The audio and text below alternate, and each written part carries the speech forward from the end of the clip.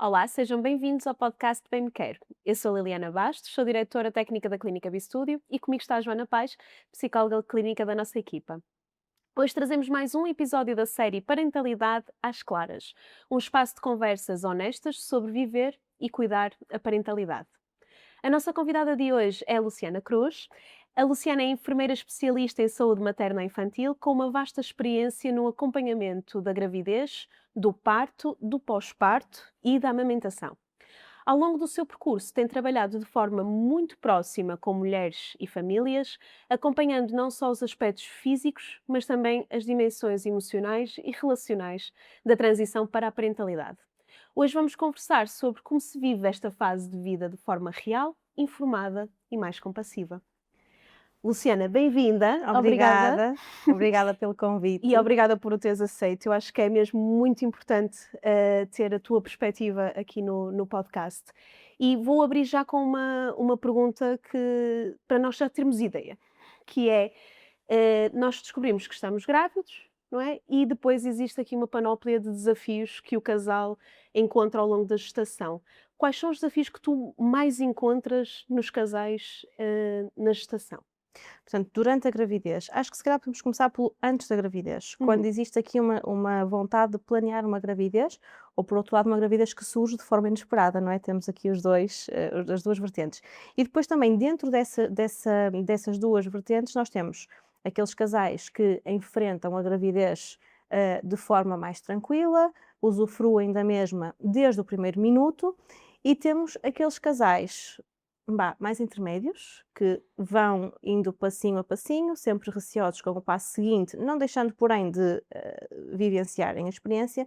E temos também uma vertente muito mais negativa, também muitas vezes fruto de experiências anteriores, não é?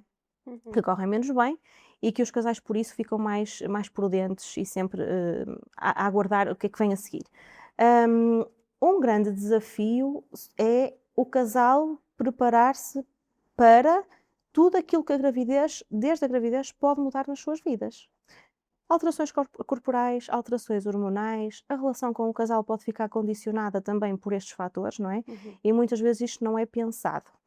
Nós tendemos a centralizar muito a gravidez na mulher, aí o homem fica um bocadinho lado a lado, mas ele também experiencia mudanças e medos e preocupações, por vezes tende a camuflar esses medos, porque não quer preocupar a grávida, e isto acaba por ser um grande desafio nós conseguirmos perceber até que ponto é que isto está a acontecer. Porque um homem também que não está em pleno, não está confiante, não consegue transmitir isso na totalidade para a grávida. Então, o apoio mútuo do casal acaba por ficar um bocadinho condicionado por isso. Por isso eu acho que numa fase inicial, um primeiro passo é este, é o casal estar confiante, ter conhecimento de que alterações é que vão acontecer a partir do momento que o casal engravida, não é? Uhum. E eu gosto muito de falar no termo casal a engravidar, porque no fundo é isso que acontece. E depois como lidar com isso. Portanto, o principal desafio, na minha opinião, é este: o que é que vai acontecer? Como é que eu vou reagir? O que é que vai acontecer ao meu corpo? O que é que eu vou sentir? Não é? E este é sem dúvida nenhuma um dos medos principais que os casais costumam manifestar. Sim. Ok. E o que é que tu achas que é mais importante, ou seja, antes mesmo de nós pensarmos em engravidar, ou seja, estamos a conversar em casal sobre isso, o que é que achas que são os pontos mais importantes a discutir em casal, antes de tentar engravidar? Portanto, na Na pré-conceição, pré-conceição, ok. sim. Ah, Gestão de expectativas, primeiro ponto. Ah, o tentarmos idealizar muito pode resultar em frustrações futuras, porque as coisas desviam muito rapidamente e facilmente daquilo que nós perspectivamos. Uhum. Não é algo tão linear assim que nós consigamos traçar uma linha e dizer: quando eu engravidar, as coisas vão ser desta forma e depois eu vou levar estas 40 semanas de gravidez com este estilo de vida, com estas opções, com estas. Vou viajar, vou aproveitar para uma série de coisas, porque na verdade nós não conseguimos adivinhar como é que cada mulher vai fazer este percurso. E na mesma mulher, nós nunca temos experiências iguais em diferentes gravidezes, portanto, isto é tudo uma incerteza. O que é que nós devemos abordar neste ponto? Não só é importante numa fase pré-concepcional Os hábitos e estilos de vida, por exemplo, da mulher, os do homem são igualmente importantes, ok? Deve haver aqui um trabalho em equipa neste sentido. Hum, o informarem-se desde o início sobre o que é a gravidez, o que é a parentalidade, sobretudo, o que é que implica uma transição para a parentalidade. E esta informação deve ser, uma informação, numa fonte que nós nos sintamos seguros. Nós devemos procurar profissionais que nos acolham desde esse momento e que nos permitam sentir segurança. A palavra que eu mais, se calhar, vou usar hoje e que eu mais gosto é a palavra empoderamento, porque de facto o casal e a mulher devem sentir-se empoderados, porque só assim, e empoderar é informado, hum, saber que escolhas é que eu tenho e saber tomá-las da melhor forma, porque Uhum. eu falei com alguém, eu informei-me com alguém que me soube indicar estes diferentes caminhos e que desvios à normalidade existem nestes caminhos para eu ser capaz de seguir cada um deles, não é? E a palavra que eu mais gosto é mesmo o empoderamento. E este empoderamento deve começar com o casal na pré-conceição. Os suplementos vitamínicos que a mulher faz, o marido saber, o companheiro saber quais são, para que é que servem, porque é que a minha esposa ou a minha companheira está a passar por isto, Eu estou-me não a é? rir porque eu estou-me a lembrar do ferro, não é? E acho que é importante, mesmo até para quem nos está a ver, porque ainda há pouco tocava um alarme e a Liliana dizia desliga por favor, não é? O alarme ao namorado, ao Diogo, e de alguma forma, e ele depois de desligar olhou para ela e disse, tomaste ferro. E foi um momento de muito, muito conflito, foi muito bonito. Eu Claro. senti-te a rir, por isso é que me ri. É isso? Porque é um bocado isso, né? Ou seja, por acaso não tinha, nem tinha esta questão para colocar aqui, mas muitas vezes aquilo que tu estás a dizer de ser o casal é engraçado, porque, por exemplo, quando fomos à consulta de pré-conceição, disseram-me que o Diogo não precisava de ir. E para Ok. mim isso não fazia sentido absolutamente nenhum, nem para ele. Porque nós sempre tivemos a ideia, por exemplo, na questão do Diogo, que ele também teria que fazer análises, ou que ele também teria que mudar aqui Claro. alguma coisa no estilo de vida na pré-conceição para propiciar depois uma boa conceção e uma boa Obviamente, claro que gestação. sim, claro que sim. E é engraçado porque, no meu caso, ele sempre teve este papel ativo de me lembrar das vitaminas, ou de me chatear porque eu não tomei o ácido fólico, ou porque. Me chatear, não, de me relembrar. Mas o papel do homem, do pai, nesta fase é importante. E leva-me a uma questão interessante que é: eu ouço-te a falar e para mim faz todo o sentido, mas se calhar quem nos está a ouvir, onde é que podem procurar este tipo de empoderamento, não é? Porque eu, por exemplo, eu enquanto profissional de saúde, se calhar consigo perceber e consigo procurar outros profissionais da área, mas dentro do meu encaminhamento, aquilo que me foi dito foi precisamente o pai nem precisa de vir, basta vir a mãe e fazemos as análises e já está a pré-conceição, ou seja, esta questão de onde é que a mulher e o homem se podem, enquanto casal, sentir empoderados, quem é que eles devem procurar, o que é que eles devem procurar num profissional de saúde. Nós somos equipas multidisciplinares, com diferentes especialidades, diferentes elementos, todos eles muito importantes. Uhum. E quando este trabalho em equipa é bem feito e como uma equipa, transmite esta, este conhecimento, esta ligação ao casal. Eu estavas a dizer que o homem ser importante neste momento. Não é neste momento, é a partir deste momento. Porque faz muito sentido quando eu vou a uma consulta de pré-conceição e me são explicadas coisas como a partir deste momento vai ter que fazer estes suplementos vitamínicos. Por exemplo, vamos olhar para as análises e vamos analisar coisas como, por exemplo, um tema que traz sempre imensas dúvidas e me chegam sempre muitas senhoras com ideias muito mistificadas, que é a toxoplasmose. Sou ou não imune à toxoplasmose? O que é isto? Como é que eu devo lidar? E eu não posso mesmo comer nada destas coisas? E às vezes vamos explorar aqui um bocadinho esta dúvida e percebemos que muitas das coisas que estão nesta listagem de alimentos proibidos até não estão diretamente relacionadas com a toxoplasmose. E muitas vezes temos só que falar em ajustes alimentares. Alimentares, preparação, confecção, desinfecção dos alimentos. E não faz sentido a pessoa que partilha a vida connosco receber igualmente este tipo de informação? A partir do momento que eu sei que estou grávida, eu sei que não sou imune à toxoplasmose, neste caso, né, este exemplo que estamos a dar, e tenho que ter estes cuidados. É muito diferente nós refletirmos nisto em casal, em conjunto, depois de termos ouvido alguém esclarecer-nos de forma clara sobre estas questões, do que tu vais à consulta, recebes a informação, chegas a casa e contas ao teu companheiro. É diferente a E intensidade com a perde-se qual informação. nós pensamos nisto. E, portanto, nós temos profissionais desde os médicos obstetras e enfermeiros especialistas em saúde materna e obstétrica, que é o meu caso, Uhum. que em equipa fazemos este trabalho. E sempre que o marido está na sala de espera, às vezes pensam, ok, vamos à consulta da enfermagem. Se calhar vamos só ver as tensões e o peso, não preciso de ir. Não precisa, precisa. Vai entrar, vai acompanhar. E também apercebemos-nos de muitas outras coisas. Por exemplo, o casal quer engravidar. Vamos começar o processo de tentativas de engravidar. Passamos a consulta focadas naquilo que a mulher, que é quem vai engravidar, nos está a dizer. Mas e se eu chego ao fim da consulta e o companheiro me diz: olha, mas eu faço desporto de alta competição ou treino muito no ginásio e faço esta medicação? E nós analisamos aquele historial e vamos perceber que é a medicação que pode ter impacto na fertilidade. Será que não é importante falarmos com esta pessoa também sobre este estilo de vida? Exatamente. Exato. É aí que vamos bater. Portanto, na pré-conceição, desde a pré-conceição, é importante nós termos aqui o envolvimento dos dois e não só de um, Sim. do casal. E ao longo dos episódios nós temos falado, Uhum. tem vindo muito este tema do apoio do pai e do pai Sim. também estar presente desde agora, da pré-conceição até de pós-parto e educação daí para a frente, não é? Ou Claro. seja, é uma equipa. Tem-se falado muito do Sim, tema sim, equipa. sim. Depois, uma outra coisa que nós fazemos muito em equipa e que eu queria falar contigo sobre isso, Luciana, que é o plano de parto. Né? Ok. Pronto, ou seja, imagina, nós passamos a pré-conceição, já estamos grávidos e o que vamos fazer aqui um plano de parto.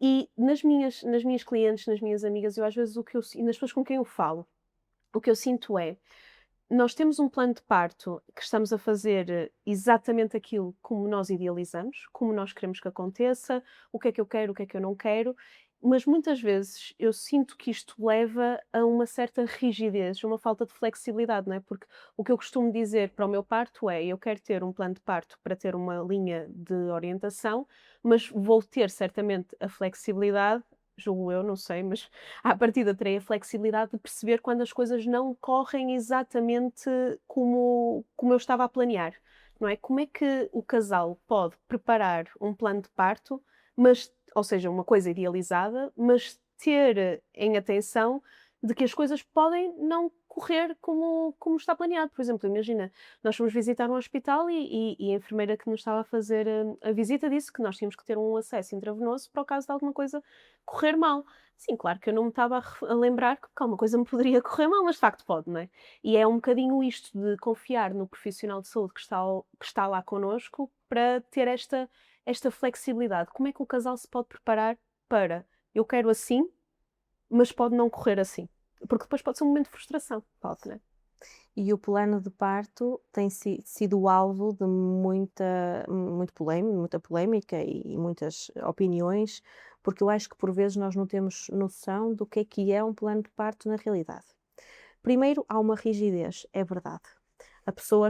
Quando a pessoa não se sente tranquila e empoderada durante a gravidez, vai automaticamente ficar rígida e apreensiva relativamente a tudo aquilo que pode acontecer no parto em si, porque tem medo. Pronto. Se a pessoa pensa num plano de parto como algo realizado individualmente, ou seja, eu pego no formulário do plano de parto e atenção que um plano de parto não tem que ser um formulário. Um plano de parto é um documento que transmite aquilo que eu desejo para o momento do meu parto. Mas antes de eu chegar lá, quero só dizer uma coisa. É que a pessoa tende a ver o parto como o momento mais importante desta caminhada. Mas o parto é só a porta de entrada para esta caminhada. O parto é um momento que, sem dúvida, que deve ser pensado, planeado, respeitado. Isso não há tema. Mas o parto abre a porta à transição para a parentalidade e para o pós-parto e tudo aquilo que ele traz com ele. Portanto, é importante nós também termos esta noção. E quando nós queremos transmitir a uma equipa de saúde, através de um plano de parto, porque em casa temos mais tempo para pensar, sem dor, sem estímulos externos, sobre aquilo que nós queremos para nós, ainda bem que isto existe, e pode ser um post-it colado na nossa mala da maternidade com 3, 4 ideias daquilo que nós queremos para aquele momento. Isto pode-se chamar um plano de parto. E também termos noção que um plano de parto não é um documento inalterável, ou seja, não é um contrato que nós fazemos e assinamos e que não pode ser alterado. Então, isto tudo para explicar o quê? É importante que este plano de parto seja feito em conjunto com um profissional de saúde, em conjunto com uma especialista em saúde materna e obstétrica. Porquê? Eu tenho que perceber o que é que a minha decisão vai implicar. Imagina que te questionam assim: queres fazer epidural? E tu, com tudo que tu leste, o que discutiste com outras pessoas, optas por não querer fazer epidural e estás irredutível em relação a isso. Tens a tua ideia formada, não te passa pela cabeça poder ter dúvidas em relação a isso e escreves lá: eu não quero ter epidural. Portanto, tu decidiste, fizeste o teu plano de parto em casa e não queres ter epidural. Chegas ao hospital e as coisas não estão a correr da forma como tu imaginaste que iam correr e isso passa-te pela cabeça. E eu, se calhar, quero ter epidural. Ou, se eu tomo esta decisão, que consequências é que isto pode ter para mim? Ou o que é que pode acontecer? Portanto, tem prós e contras. Todas as nossas decisões têm prós e contras. E este é um dos exemplos. O que é que pode acontecer se eu tomar esta decisão? O que eu costumo fazer sempre com os casais é: se existe um formulário adequado da instituição que eles escolhem para ter o bebê e eu forneço, ou digo como é que eles o devem obter, dou espaço para o casal em casa, sozinho, olhar para aquele plano de parto e o preencher, como acha que deveria ou quereria que acontecessem aqueles momentos no seu parto, e depois vamos discuti-lo. Isto não dispensa, no entanto, que no dia do parto nós nos sentemos com a grávida e com o casal e discutamos novamente, ponto por ponto, o seu plano de parto. Mas quando ele já foi previamente bem preenchido, as dúvidas estão esclarecidas, mesmo quando existem muitos desvios à normalidade, nós não vamos achá-los estranhos. Eles não vão ter o mesmo impacto negativo em nós. Acho que aqui é a informação, a palavra-chave, ou seja, aquilo que estavas a dizer de empoderar, porque se nós soubermos os prós e os contras de cada decisão, também conseguimos tomar uma decisão mais informada. E Exatamente. as pessoas, neste momento, eu acho que nós, com redes sociais, temos muito acesso aos contras. Os contras da episiotomia, os contras da epidural, os contras de. E depois acabamos por ficar com ideias muito rígidas daquilo que deverá ser a experiência, não é? Ou seja, aquilo que estás a dizer para mim faz todo sentido, que é a pessoa estar empoderada sabendo os prós e os contras e depois ali tomar Sim. Uma a escolha decisão. informada. Mas aqui é importante também perguntar, não é? E aqui com a tua experiência, que é, há este trabalho de desmistificar aquela romantização ou então a rigidez de algumas ideias que nós vemos nas redes sociais e com a experiência das outras pessoas. Há este trabalho de. Depende do investimento que o casal faz na procura de informação durante a gravidez. Os cursos de preparação para o parto e parentalidade, por exemplo, precedem o plano de parto. É muito importante um casal fazer este tipo de curso e de formação. Muitas vezes, quando olham para o título, curso de preparação para o parto, param aqui e às vezes dizem: em relação ao parto eu não tenho muitas dúvidas, ou até nem é isto que me preocupa mais, portanto eu acho que não preciso de fazer isto. Mas este curso de preparação para o parto e parentalidade não aborda apenas a questão do nascimento em si, também aborda, mas não só. Então, o objetivo é dotar as pessoas de conhecimento para quando chegam ao momento de fazer um plano de parto e de pensar naquele momento, saberem e lhes fazer sentido tomar determinado tipo de decisões. Hum, muitas vezes, o que acontece? Fazemos o curso de preparação para o parto e estamos só preocupados em perceber a resposta direta à minha dúvida. Onde é que eu quero chegar? Não fico satisfeita e acho que não é suficiente nós nos contentarmos com a resposta direta àquela pergunta. Nós temos que perceber o que é que está correto, o que é defendido, o que é praticado e porquê que é assim. Uhum. Se nós não compreendermos as coisas desta forma, ao mínimo desvio, nós vamos nos colocar em questão. Nós não vamos ser capazes de ser críticos. E por isso não me chega eu dizer assim: tens que ter um catéter na veia, porque sim, porque precisas e porque é seguro. Mas porquê que é seguro? Isto é só o básico. Uhum. É impensável, no nascimento, nós não termos um acesso venoso, não é? Porque realmente uma situação de emergência carece disto, não é? Mas às vezes as pessoas não têm a noção disto, porque nós não somos todos da área da saúde, não é? E é E é aqui importante, que não é? nós entramos, desde o Sim. mais, aquilo que nós achamos que possa ser o mais básico Uhum. e aquilo que ninguém questiona, que sim, as pessoas questionam, às vezes não têm coragem de perguntar, porque acham que vão ser julgadas, não é? E por isso a importância de nós discutirmos isto com alguém que nos consiga empoderar e informar relativamente à escolha. E eu acho que também aqui é importante que é, e agora pegando aqui nas tuas palavras, que para além do empoderamento, a segurança que é dada. E eu te Exatamente. questiono-te, Luciana, o que é que consideras, não é, essencial para que uma mulher se sinta, não é, no fundo, segura e respeitada num momento como o parto, num momento como este que é frágil, o que é que achas que é essencial para que se sinta segura e respeitada? Então, estar dotada de conhecimento e informação, ter escolhas informadas fruto dessa informação e dialogar com a equipa, manifestar as suas vontades, questionar, pedir. Porque às vezes a pessoa que está à nossa frente pode, se tem um plano de parto, se já discutir essas coisas com a pessoa que está à nossa frente, com o profissional que está à nossa frente, já estou mais tranquila porque já sabe quais são as minhas vontades. Mas se isto não tiver acontecido, eu tenho que manifestar a minha vontade. Se calhar aquela pessoa só não se ajustou àquilo que eu quero porque eu nunca lhe disse. Então eu tenho que o fazer. Não devo ter medo de o fazer. Os profissionais que estão à nossa frente têm o objetivo de nos ajudar, de tornar o nosso momento nosso, especial. E se nós não dissermos, olha, eu gostava de ter o meu bebé em contacto pele a pele, no final, de quando nascer. Isto é uma coisa que é uma prática comum, não é? Mas, se calhar aquela pessoa tem receio que isto não aconteça e sente necessidade de o manifestar. Porque não? Dizer, não estou confortável, preciso disto, É essencial a quero a comunicação aqui, comunicação e ok? ser Ou eficaz, seja, a comunicação aqui também vai ser importante para que se sinta segura, sem não é? dúvida. E A respeitada. empatia, Ok.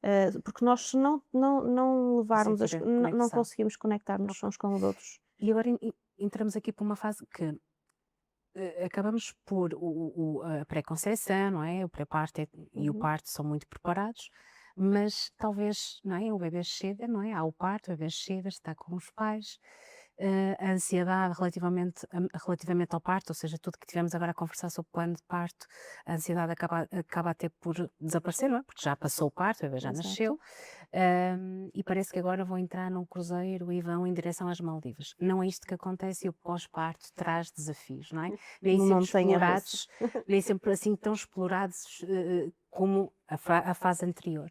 E eu pergunto, Luciana, quais são os principais, assim, de forma sucinta, principais desafios desta fase de pós-parto?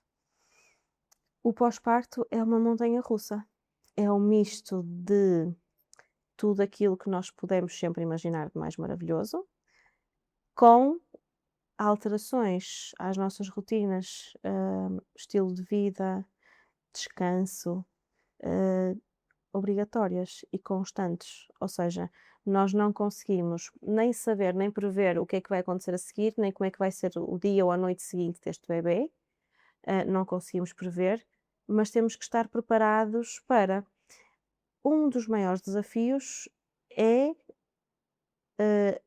nós mulheres temos muita dificuldade em perder o controle.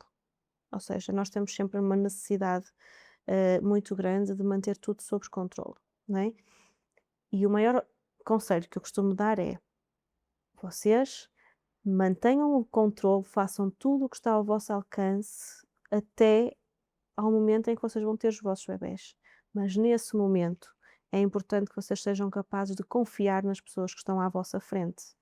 Porque aí nós não somos capazes de controlar nada, nós temos mesmo que confiar em Uhum. quem nos vai ajudar e guiar este momento. E no pós-parto igual, a informação continua a ser a nossa melhor amiga, mas mais do que isso, o apoio especializado nesta fase.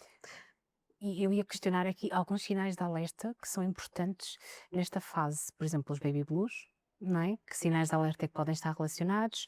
Os sinais de exaustão, que muitas vezes tu contactas com mães no pós-parto, quais são estas principais dicas, ou seja, que sinais de alerta e que as pessoas podem reter, não é? Uhum. Para potenciais episódios, porque no fundo percebo que são normais, o baby blue, a exaustão que existe, e como é que podem contornar, ou que apoio é que podem procurar para ultrapassar? Muitas vezes existe uma confusão de baby blues com alteração hormonal.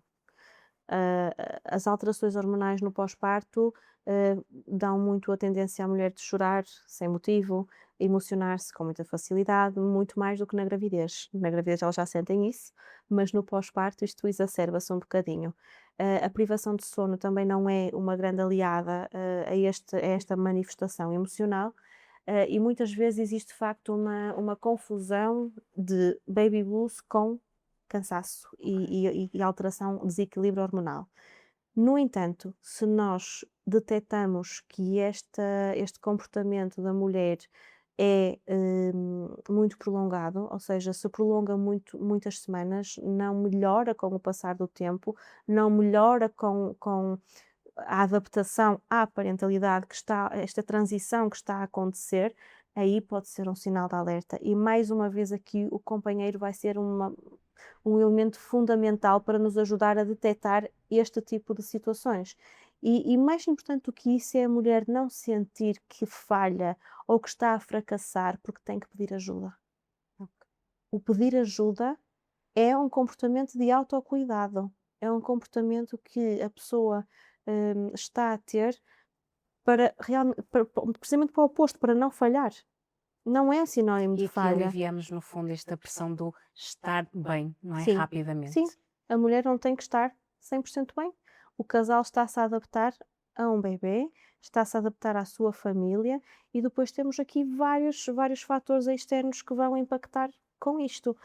A pressão social relacionada com os cuidados ao bebê, com a amamentação em si, com, a postura que a mãe adota e as decisões que o casal adota para com o seu bebê, ou porque são hiperprotetores, ou porque acham que estão a desvalorizar demais, ou porque dão colo em demasia, ou porque amamentam em público, ou porque não amamentam, porque existem aqui, a pressão nas 2 vertentes, não é? Então isto há muita coisa a acontecer, além das alterações hormonais da família, do bebé em si, que vai ter um impacto extremamente grande nesta família, nesta mulher. E portanto isto é muito importante nós nos mantermos alerta e mais uma vez a pessoa sentir, o casal sentir que tem uma rede de apoio. Se eu não estiver bem, se eu estiver com dúvidas, se eu precisar de ajuda, onde é que eu me dirijo? Eu tenho aquela pessoa. E então eu vou Segurança. lá, sinto-me segura e não estou Isso. tão preocupada com aquilo que vai acontecer, porque eu sei que se eu não conseguir, se eu tiver dúvidas, eu tenho ali alguém. Isso faz-me.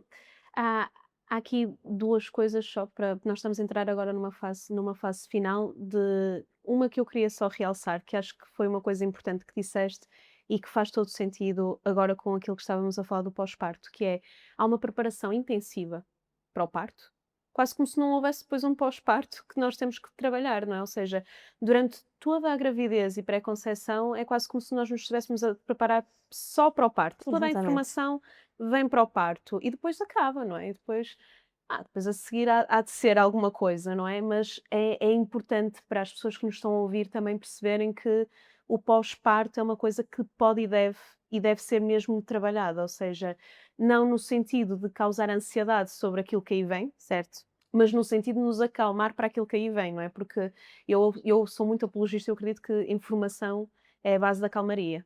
É poder. Pronto, a informação é, poder. É a é fonte do aquilo. empoderamento. É, Exatamente.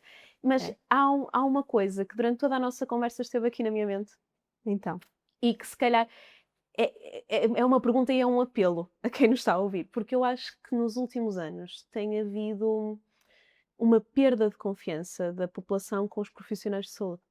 Ou seja, parece que nós deixamos de confiar tanto no profissional de saúde, às vezes em prol de outros profissionais que não são da área, mas que nos transmitem, se calhar, mais este empoderamento, mais esta segurança que o profissional de saúde, durante se calhar algum tempo, não nos transmitiu. Eu não sei se será por isto, mas eu acho que, por exemplo, na minha área, às vezes acontece muito das pessoas precisarem deste empoderamento e precisarem destas conversas e no- vão tê-las com outras pessoas que não os profissionais de saúde que acompanham. Eu gostava de saber se também sentes isso, que as pessoas agora não sinto. confiam tanto. Confesso que já senti isto de forma mais intensa. Eu acho que atualmente estamos a ter novamente um número crescente de pessoas que vão buscar e vão à procura da informação ao sítio mais correto. Ainda não na quantidade e na forma que deviam, e como é que nós detectamos isto? Nós temos famílias que vão, lá está, falar com outras pessoas, procurar informação só à base na internet, nas redes sociais, portanto, não se dirigem logo a alguém especializado e depois experimentam aquilo e nada funciona. Então acabam por vir em tom de desespero à procura de uma solução e acabam por confessar que já fizeram um caminho de procura e de tentativa e erro que não surtiu nenhum efeito. E então acho que essas partilhas depois a posteriori dessas pessoas acaba por alertar outras de que se calhar não vale a pena eu não pedir ajuda onde eu devo pedir. Portanto, eu sinto o mesmo que tu também estás a sentir, mas neste momento eu acho que já estamos a conseguir entrar aqui numa virada. Nós já temos pessoas, agora também focando um bocado no que estavas a dizer e na tua área, hum, por exemplo, a fisioterapia e a fisioterapia pélvica era algo que há um tempo atrás não era tão debatido, era desvalorizado. As pessoas que tinham partos por cesariana diziam: "Para quê? Eu não preciso de fisioterapia pélvica", nunca pensando que na gravidez, durante todo o processo, o pavimento pélvico está a ser necessário e está totalmente envolvido na gravidez e também no pós-parto, porque depois tudo tem que voltar ao normal, não é? Então nós já temos pessoas a virem à procura disto, com esta sensibilidade, e por isso é que eu acho que conseguimos atualmente já estar a fazer novamente o caminho de que nós estamos aqui, existem recursos e devem utilizá-los, devem procurá-los, porque lá está a informação A e o informação apoio poder. é mesmo o poder, poder. é poder. É. E agora, de forma a finalizarmos, acho que vamos ao pedido de mensagem, não é? Para as pessoas que nos estão a ver, que é o que é que achas que é necessário e que é importante não esquecer quando falamos de maternidade e parentalidade em conjunto? Hum, Sobretudo, não há, maternidade perfeita, não existem formas perfeitas de adaptação, de tratamento, de educação, de vinculação, de execução do que quer que seja neste mundo.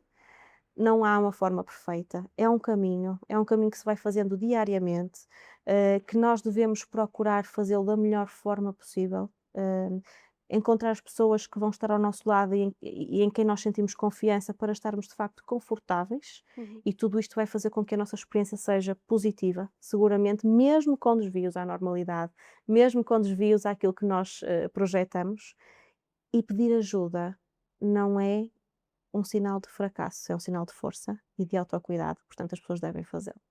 Muito bem. Obrigada, Obrigada, Luciana. Luciana. Obrigada eu, Obrigada, foi uma obrigada. boa conversa. Acho que falamos bastante sobre aquilo que é o empoderamento, que é importante. Ou seja, tomar escolhas informadas e saber onde procurar essa informação. Se há uma mensagem deste episódio que eu acho que pode passar para casa, é isto, que é saber procurar informação para nos sentirmos, porque para nos sentirmos seguros e flexíveis. E quando nós estamos mais seguros, quando não há este medo, também não há tanta rigidez nas nossas escolhas e conseguimos ser mais flexíveis e levar com mais tranquilidade. E acho que a mensagem que passaste foi mesmo muito importante. Por isso, obrigada por teres vindo, Obrigada, Luciana. obrigada pelo convite Obrigada. mais uma vez. Obrigada. Obrigada.